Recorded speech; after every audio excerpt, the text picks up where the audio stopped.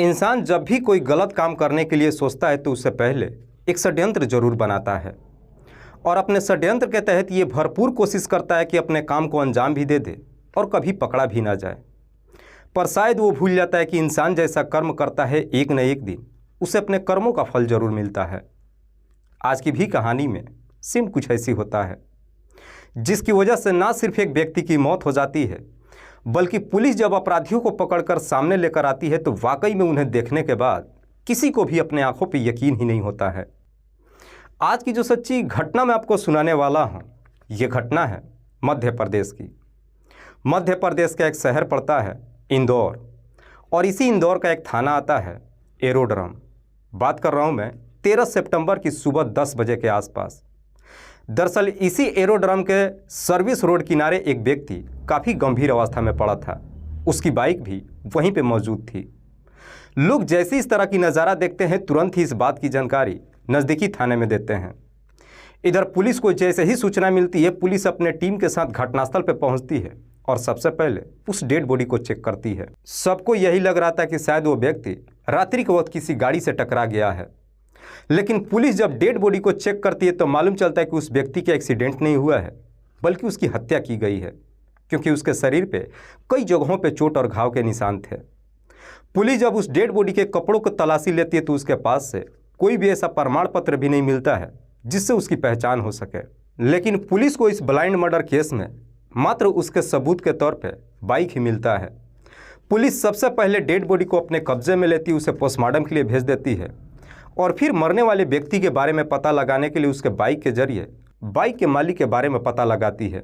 तो मालूम चलता है कि वो बाइक किसी सादिक पटेल के नाम पर रजिस्टर्ड है। सादिक जो जिला देवास के बदरका गांव का रहने वाला है। पुलिस को जैसे ही सादिक का डिटेल्स मिल जाती है, पुलिस उसके घर पे जाती है और सादिक से उस बाइक के बारे में पूछताछ करती है। फ़ोटो जब दिखाती है तो सादिक कहता है कि हाँ साहब, ये बाइक मेरी ही है, लेकिन कल मेरी बाइक ये मेरा दोस्त अरमान पटेल लेकर के गया था। अरमान जो उज्जैन के गांव मलनका कलां का रहने वाला है। अरमान के पिता का नाम है इब्राहिम पटेल। पुलिस जब उस डेड बॉडी का फ़ोटो सादिक से दिखाती है तो उस फोटो को देख करके सादिक पुलिस वालों से कहता है कि हाँ साहब, ये अरमान ही है। पुलिस तुरंत ही अरमान के घर परिवार वालों को खबर देती है और उन्हें इंदौर बुलाती है। इधर इब्राहिम पटेल जब अपने पूरे परिवार के साथ इंदौर में पहुंचता है, पुलिस उस डेड बॉडी को दिखाती है। इब्राहिम पटेल का पूरा परिवार जब उस डेड बॉडी को देखता है, देखकर शिनाख्त ही नहीं करता है बल्कि सब के सब चीख चीख करके रोने लगते हैं। पुलिस सबसे पहले अरमान की डेड बॉडी का पोस्टमार्टम कराने के बाद उसके पिता का हवाले कर देती है और साथ ही साथ इब्राहिम से पूछताछ करती है कि क्या तुम्हें किसी पे शक है कि तुम्हारे बेटे की हत्या कौन कर सकता है। इस पे इब्राहिम पटेल पुलिस को जवाब देता है कि साहब, मेरा बेटा घरों में टाइल्स लगाने का काम करता था, उसका किसी के साथ कोई दुश्मनी भी नहीं था। पुलिस इब्राहिम से ही अरमान का मोबाइल नंबर ले लेती है और फिर उसी मोबाइल के जरिए इस केस में आगे बढ़ती है। पुलिस सबसे पहले अरमान के मोबाइल नंबर का कॉल डिटेल्स निकालती है। डिटेल्स को जब चेक करती है तो आखिरकार उसमें एक ऐसा नंबर मिल जाता है जिस पर अरमान पिछले कई महीनों से लगातार बातचीत करते आ रहा था। पुलिस जब उस नंबर का डिटेल्स निकालती है तो मालूम चलता है कि वो नंबर किसी सलमा के नाम पर रजिस्टर्ड है। सलमा जो धार जिला के मुनौरा गांव की रहने वाली है। पुलिस जब अरमान के मोबाइल का लोकेशन खंगालती है तो मालूम चलता है कि अरमान का आखिरी बार जब मोबाइल बंद हुआ था तो उसके मोबाइल का लोकेशन धार जिले का ही दिखाई दे रहा था। पुलिस जब अरमान के साथ साथ सलमा के भी मोबाइल नंबर का कॉल डिटेल्स खंगालती है तो आखिरकार पुलिस को उसमें 4 ऐसे नंबर मिल जाता है जिस पर पुलिस को शक चला जाता है। दरअसल वो चारों नंबर भी उस वक्त भी वहीं पे मौजूद था जिस वक्त आखिरी बार अरमान का मोबाइल स्विच ऑफ हुआ था। पुलिस जब उन चारों नंबर का डिटेल्स निकालती है तो मालूम चलता है कि उसमें से एक नंबर अल्लाह नूर के नाम पर रजिस्टर्ड है तो दूसरा नंबर अमजद के नाम पर है। अल्लाह नूर और अमजद दोनों कोई और नहीं बल्कि सगे भाई हैं। अल्लाह नूर और अमजद के पिता का नाम है मुराद पटेल। पुलिस जब तीसरे नंबर का डिटेल्स निकालती है तो मालूम चलता है कि वो नंबर किसी रईस के नाम पर रजिस्टर्ड है और चौथा नंबर देवीलाल कुमावत के नाम पर रजिस्टर्ड है। देवीलाल कुमावत जो धार जिला के ही गांव कोटा मिडोला का रहने वाला है। पुलिस को जैसे इस तरह का डिटेल्स मिल जाती है, पुलिस सबसे पहले मुराद पटेल के घर पे जाती है, जहां पे पुलिस की मुलाकात अल्लाह नूर से हो जाती है। लेकिन अमजद घर छोड़ करके फरार हो चुका था। पुलिस अल्लाह नूर को अपने कस्टडी में ले लेती है और फिर रईस के घर पे जाती है, जहाँ पे पुलिस को रईस भी मिल जाता है। पुलिस रईस को भी अपने कस्टडी में ले लेती है। फिर उसके बाद से देवीलाल कुमावत के घर पे जाती है। लेकिन पुलिस जब देवीलाल के घर पे पहुंचती है तो मालूम चलता है कि देवीलाल अपना घर छोड़ करके फरार हो चुका है। पुलिस अल्लाह नूर और रईस को अपने कस्टडी में लेकर थाने में पहुंच जाती है और फिर इन दोनों से अरमान पटेल की हत्या के बारे में पूछताछ करती है। दोनों एक ही जवाब देते हैं कि साहब इस बारे में हमें कुछ भी नहीं मालूम है। पर जैसे ही इस तरह की जवाब देते हैं, पुलिस अब इन चारों के मोबाइल का पूरी डिटेल सामने रख देती है और पूछती है कि जिस वक्त वहाँ पे अरमान का मोबाइल बंद हुआ था, तुम चारों का मोबाइल का लोकेशन वहाँ पे क्यों दिखाई दे रहा है। पुलिस जैसी इस तरह की सवाल करती है, इन दोनों के पास कोई जवाब नहीं होता है और आखिरकार मजबूर होकर के अल्लाह नूर और रईस अपनी सच्चाई कबूल कर लेते हैं। लेकिन दोनों जब इस हत्या की पूरी कहानी बताते हैं तो वाकई में इसे सुनने के बाद किसी को भी अपने कानों पर यकीन ही नहीं होता है। दरअसल इस कहानी की शुरुआत होती है घटना से ठीक लगभग 5 साल पहले। मुराद, जिसके टोटल 3 बच्चे हैं, जिसमें एक बेटी और 2 बेटा। बेटी का नाम है सलमा और बेटे का नाम है अल्लाह नूर और अमजद। करीब 5 साल पहले मुराद का पूरा परिवार इसी देवास शहर के एक गांव के शादी समारोह में जाते हैं, जिस शादी समारोह में इधर इब्राहिम पटेल का पूरा परिवार भी पहुंचता है। और इसी शादी समारोह में पहली बार अरमान पटेल और सलमा की मुलाकात होती है। चूँकि शादी समारोह में दोनों का परिवार 4 दिनों तक ठहरता है, इसीलिए अरमान और सलमा दोनों एक दूसरे के काफ़ी करीब आ जाते हैं। हालांकि दोनों की शादी ही नहीं हो चुकी है, बल्कि दोनों के बच्चे भी हैं। सलमा के पति का नाम है अंसार पटेल, जिसके 4 बच्चे हैं, तो वहीं अरमान पटेल के 2 बच्चे हैं। 4 दिनों बाद जैसे ही शादी समारोह खत्म हो जाता है, दोनों का परिवार वापस अपने अपने घर चला जाता है। लेकिन इसी दरमियान अरमान पटेल और सलमा अपना अपना मोबाइल नंबर एक दूसरे के साथ शेयर कर लेते हैं। इधर सलमा जब अपने पति के घर पे पहुंचती है, उसके बाद से अपने पति से छुप छुपा करके अरमान से फ़ोन के जरिए बातचीत करना शुरू कर देती है। बातचीत करते करते दोनों एक दूसरे के इतने करीब आ जाते हैं कि आखिरकार अरमान और सलमा के बीच में प्रेम प्रसंग शुरू हो जाता है। लेकिन अरमान और सलमा के बीच में जब प्रेम प्रसंग शुरू होता है, इस बात की जानकारी सलमा के पति अंसार पटेल को कभी मालूम ही नहीं चलता है। पर जैसे ही कुछ साल का समय गुजरता है, एक दिन अरमान सलमा से कहता है कि मैं तुमसे मिलना चाहता हूँ। इधर सलमा भी अरमान से मिलने के लिए तैयार हो जाती है। अरमान सलमा से कहता है कि मैं धार शहर के एक होटल में जाता हूँ, तुम वहीं पे मिलने के लिए आ जाओ। इधर जैसे ही अरमान उस होटल के कमरा में पहुँचता है, सारी डिटेल सलमा को मोबाइल पे दे देता है। सलमा भी अपने पति से झूठ बोल देती है कि मैं मायके जा रही हूँ और फिर अरमान से मिलने के लिए उस होटल में पहुँच जाती है। होटल के कमरे में अरमान और सलमा जब पहली बार दोनों एक दूसरे से मुलाकात करते हैं, दोनों पहले अपनी हसरतें भी पूरी करते हैं। उसके बाद से अरमान अपने घर चला जाता है, सलमा मायके में जाती है और थोड़ी देर के बाद वापस अपने पति के पास पहुंच जाती है। एक बार जब ये सिलसिला शुरू होता है, उसके बाद से कभी रुकने का नाम ही नहीं लेता है। दरअसल हर बार सलमा अपने पति से झूठ बोलती है कि मैं मायके में जा रही हूँ, बुर्का पहन करके होटल में पहुँच जाती है और जाकर अरमान से मुलाकात करती है। समय बेहतर तरीके से गुजरने लगता है, पर जैसे ही कुछ साल का समय गुजरता है, एक दिन सलमा जब अरमान से फ़ोन के जरिए बातचीत कर रही थी, उस वक्त सलमा का पति अंसार उसे देख लेता है, जिस वजह से अंसार को कहीं ना कहीं अपनी पत्नी के ऊपर शक चला जाता है। लेकिन इसके बावजूद भी अंसार अपनी पत्नी से कुछ भी पूछताछ नहीं करता है, बल्कि अंसार को ये पूरा यकीन हो जाता है कि उसकी पत्नी कोई गड़बड़ घोटाला कर रही है। इसीलिए अब अंसार अपनी पत्नी के ऊपर नज़र रखना शुरू कर देता है। करीब 15 दिन के बाद फिर से सलमा जब अपने पति से कहती है कि मैं मायके जा रही हूँ, जाने के लिए इजाज़त तो दे देता है। लेकिन सलमा जैसे ही बुर्का पहनकर अपने घर से निकलती है, इधर अंसार अपने एक दोस्त को लेकर सलमा का पीछा करने लगता है। सलमा जैसे ही उस होटल में पहुँचती है, अंसार भी अपने दोस्त को लेकर होटल में चला जाता है।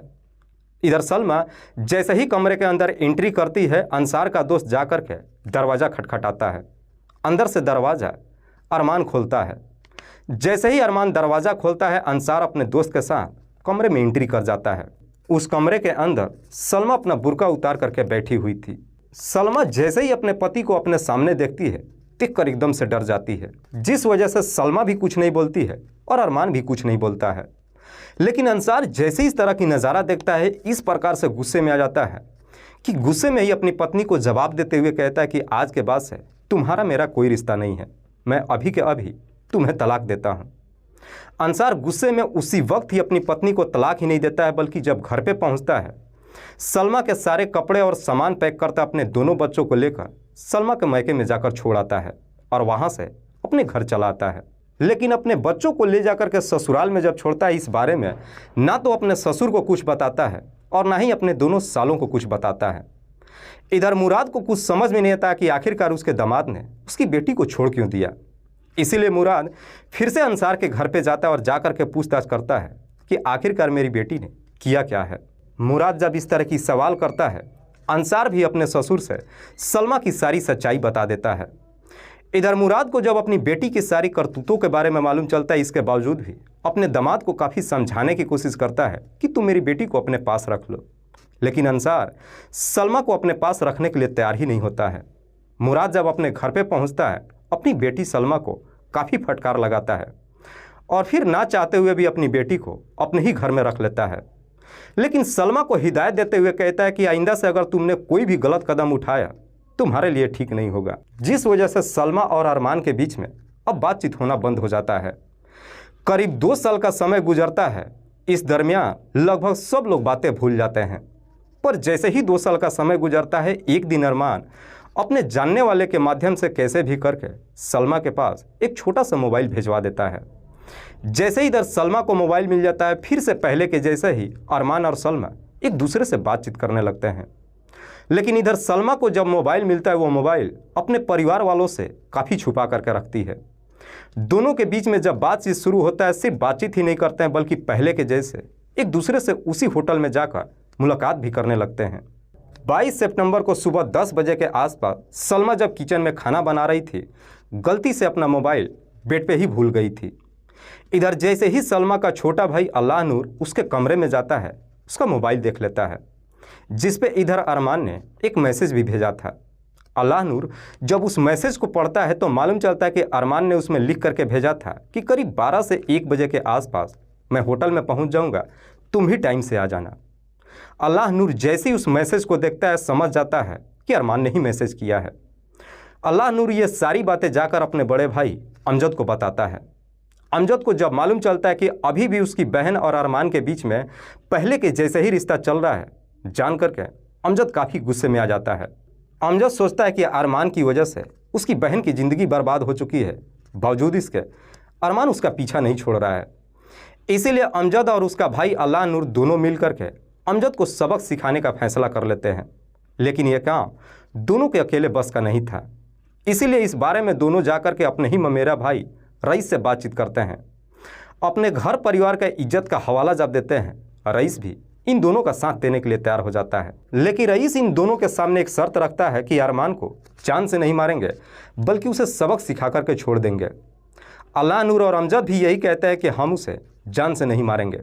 तीनों जब अपना पूरा प्लान बना लेते हैं, इधर रईस अपने दोस्त देवीलाल कुमावत को भी अपने इस षड्यंत्र में शामिल कर लेता है और फिर चारों मिल करके एक षड्यंत्र बनाते हैं। और इसी षड्यंत्र के तहत खुद अमजद ही अरमान के नंबर पर फ़ोन करता है और उसे कहता है कि मेरे घर में कुछ टाइल्स का काम है, इसीलिए मैं तुमसे मिलना चाहता हूँ। काम देने की जब बात कहता है, अरमान भी अमजद से मिलने के लिए तैयार हो जाता है और फिर अपने दोस्त सादिक पटेल से बाइक लेकर के सुबह के करीब 11 बजे के आसपास अपने घर से निकलता है। इधर अमजद अरमान को लेवाड़ गांव के सड़क किनारे पर बुलाता है। जैसे ही इधर अरमान अपनी बाइक लेकर के निकलता है, ये चारों 2 बाइक लेकर के उस सड़क किनारे पहुंच जाते हैं। अमजद और अल्लाह नूर रईस और उसके दोस्त से कहते हैं कि तुम यहीं पे छुप करके रहना, जब वो आएगा हम यहीं पे उसे सबक सिखा देंगे। इधर जैसे ही करीब दोपहर के आसपास अरमान वहां पे पहुंचता है, चूँकि उस रास्ते से काफ़ी लोगों का आना जाना होता है, इसलिए जगह अल्लाह नूर और अमजद को सेफ नज़र नहीं आता है। अरमान जब वहाँ पर पहुँचता है, दोनों अरमान से कहते हैं कि करीब यहाँ से 10 किलोमीटर दूर मेरा घर है, चल करके मेरे घर को देख लो, जिससे तुम्हें मालूम चल पाएगा कि तुम ये काम कर सकते हो या नहीं। अरमान दोनों की बात ही नहीं मानता है, बल्कि दोनों के साथ जाने के लिए तैयार हो जाता है। खुद अल्लाह नूर अरमान के पीछे बाइक पे बैठ जाता है और इधर अमजद अपनी बाइक चलाना शुरू कर देता है। साथ ही साथ रईस और उसके दोस्त को भी इशारा कर देता है कि तुम लोग भी बाइक से पीछे पीछे आओ। वहाँ से करीब 10 किलोमीटर दूर अल्लाह नूर और अमजद अरमान को लेकर के एक खेत के झोपड़े में लेकर जाते हैं। कहते हैं कि यहाँ पे बैठ करके पहले थोड़ी सी पानी पी लेते हैं, फिर घर पे जाते हैं। जैसे ही उस झोपड़े में लेकर के जाते हैं, इधर रईस भी अपने दोस्त को लेकर वहाँ पे पहुँच जाता है। इससे पहले कि अरमान कुछ समझ पाता, ये चारों मिल करके अरमान को एक पेड़ में बांध देते हैं, उसके मुंह में कपड़ा ठूस देते हैं और फिर उसकी बुरी तरीके से पिटाई करने लगते हैं। इतनी बुरी तरीके से पिटाई करते हैं जिस वजह से अरमान बेहोश हो जाता है। ये चारों भी इस कदर से थक जाते हैं कि वहीं पे बैठकर आराम करने लगते हैं। पर थोड़ी देर के बाद जब अरमान को जाकर हिलाने की कोशिश करते हैं तो मालूम चलता है अरमान की मौत हो चुकी है। जैसे ही चारों को मालूम चलता है कि अरमान की मौत हो चुकी है, अब ये चारों काफ़ी डर जाते हैं। चूँकि ये खेत भी इनके एक जानने वाले रिश्तेदार का था, चारों को डर सताने लगता है कि अगर अरमान की डेड बॉडी की यहाँ पे छोड़ दिया हम पकड़े जाएंगे। इसीलिए अब ये चारों मिल करके अरमान की डेड बॉडी ठिकाने लगाने के लिए रात्रि होने का इंतज़ार करते हैं। जैसे ही रात्रि का 8 बज जाता है, ये चारों ही अरमान की डेड बॉडी को लेकर बाइक पे बैठ जाते हैं। सब के सब अपने अपने मुंह पर रुमाल बांध लेते हैं और वहाँ से लगभग 60 किलोमीटर दूर इसी एरोड्रम के एक सड़क किनारे पे पहुँचते हैं, जहाँ पे जब सुनसान जगह मिलता है बाइक को सड़क किनारे रख देते हैं और उसकी डेड बॉडी भी उसके बाइक के साइड में इस तरीके से रख देते हैं कि जब भी अगर कोई देखेगा तो सबको यही लगेगा कि शायद अरमान के एक्सीडेंट हुआ है। उसके बाद से अरमान के मोबाइल को वहीं पे बंद कर देते हैं, साथ ही साथ उसका मोबाइल लेकर सब के सब वापस अपने घर चले आते हैं। वाकई में अल्लाह नूर और रईस जब ये पूरी कहानी पुलिस को बताते हैं, पुलिस इन दोनों के ही तहरीर पे अल्लाह नूर के भाई अमजद और रईस के दोस्त देवीलाल को भी अपने कस्टडी में लेकर आती है। फिलहाल पुलिस ने इन चारों आरोपियों को अपने कस्टडी में लेकर इन पे गंभीर धारा में मुकदमा दर्ज करके जेल भेज दिया है। दोस्तों, इस पूरी घटना के बारे में आप क्या सोचते हैं? आप अपनी राय हमें कमेंट बॉक्स में ज़रूर दीजिएगा। कल फिर मिलते हैं एक और नई सच्ची घटना के साथ। तब तक के लिए जय हिंद, जय भारत।